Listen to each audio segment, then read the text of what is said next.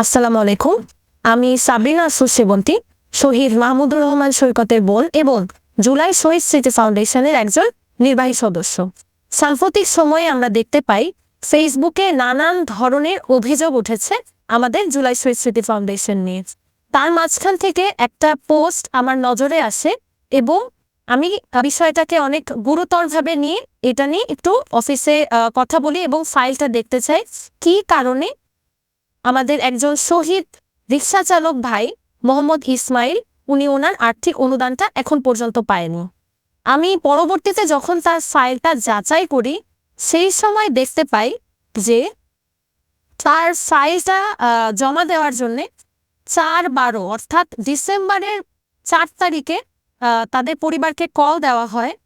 5 তারিখে তারা আমাদেরকে অর্ধেক ডকুমেন্টস পাঠায় এবং বাকিটা পরে পাঠাবে বলে।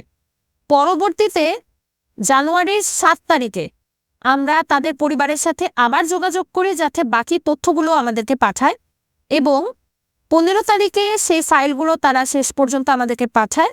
পরবর্তীতে ভেরিফিকেশনে যায় জানুয়ারির 16 তারিখ। তারপরে 17 এবং 18 তারিখ আমাদের সাপ্তাহিক বন্ধের দিন এবং 20 তারিখে আমরা আমাদের আজকে 20 তারিখ আমরা আমাদের চেকটা রেডি করে ফেলি। এখন আমি একটু বলি যে কি কারণে দেরিটা হলো। সর্বপ্রথম আপনারা যদি ফাইলটা দেখেন, এটা হচ্ছে শহীদ মোহাম্মদ ইসমাইল ভাইয়ের ফাইলটা। জন্ম নিবন্ধনে আপনারা একদম ক্লিয়ারলি দেখতে পাবেন এই জায়গায় লেখা আছে তার পিতা মৃত মোহাম্মদ ইব্রাহিম মিয়া এবং মাতা মৃত সাফিয়া খাতুন।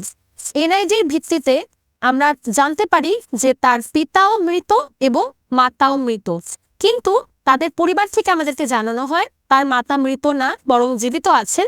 এই এনআইডিতে কিছুটা ভুল হয়েছে। এখন আপনাদের প্রশ্ন হতে পারে পিতা এবং মাতা মৃত নাকি জীবিত, সেটা দিয়ে আমাদের আর্থিক অনুদানে কিসের জন্য দেরি হলো।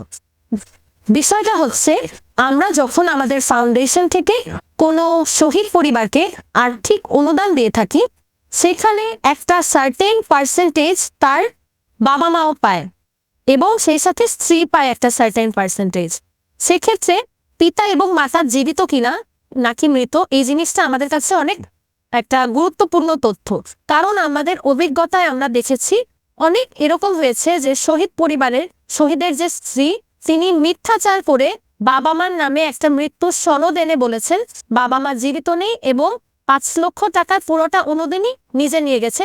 সেই কেসে আমাদেরকে পরবর্তীতে আবার আইনের সহায়তা নেওয়া লেগেছে, লিগাল স্টেপ নেওয়া লেগেছে। সেই কারণে আমাদের কাছে পিতা এবং মাতা জীবিত না মৃত এই জিনিসটা জাস্টিফিকেশন দরকার হয়। যখন তার পরিবার থেকে জানতে পারলাম তার মাতা মৃত নয় বরং জীবিত, সেক্ষেত্রে আমরা একটা প্রত্যয়ন পত্র চাই। সেই প্রত্যয়ন পত্র আমাদের কাছে জমা হয় 15 জানুয়ারি এবং ভেরিফিকেশন কমপ্লিট হয় 16 জানুয়ারি। আর আজকে 20 জানুয়ারি ওনার চেক সম্পূর্ণ রেডি। তাহলে আপনারাই বলুন আমাদের ভুলটা এখানে কোথায়। আমরা আমাদের দিক থেকে সর্বোচ্চ চেষ্টা করছি, শুধুমাত্র এই পোস্ট যে সেটা না, এরকম আরো অনেক পোস্ট হয়েছে যেটার পরবর্তীতে আমরা যাচাই করতে যেয়ে জেনেছি যে মানুষটাকে নিয়ে পোস্ট করা হয়েছে, যে শহীদ ভাইটি কিংবা যে আহত ভাইটিকে নিয়ে পোস্ট করা হয়েছে যে আমাদের অনুদানটি এখনো তিনি বা তারা পাননি। আমরা যখন যাচাই করে দেখেছি তিনি আমাদের ফাউন্ডেশন থেকে অনুদান পেয়েছেন কিংবা কোনো কারণে তার ডকুমেন্টসে ভুল, সেই ডকুমেন্টসের ভুলটার কারণে আমরা এখন পর্যন্ত তার কাছে আমাদের অনুদানটা পৌঁছাতে পারিনি। যেহেতু আমাদের ফাউন্ডেশনের সবই অনুদানের টাকা, এটি মানুষের আমানতের টাকা, আমরা চেষ্টা করি প্রতিটি ক্ষেত্রে বিশেষভাবে যাচাই করে তবেই অনুদানটা দেওয়ার। আজকের এই একটা ফাইল নিয়ে কথা বলার কারণ এরকম আরো অনেক ফাইল আছে যেটা নিয়ে আমরা জটিলতায় ভুগছি। আমাদেরকে একটু সময় দিতে হবে কারণ ভেরিফিকেশনে আমাদের সময় লাগে। আমরা আমাদের দিক থেকে সর্বোচ্চ চেষ্টা করছি যত দ্রুত সম্ভব এক একটা ফাইল কমপ্লিট করার। আপনারা আমাদের উপর এতটুকু আশ্বাস রাখতে পারেন আমরাও আপনাদেরই একজন। আমরা প্রত্যেকটা মানুষ এই জুলাই অগাস্ট অভ্যুত্থানের স্পিরিট অন্তরে ধারণ করি।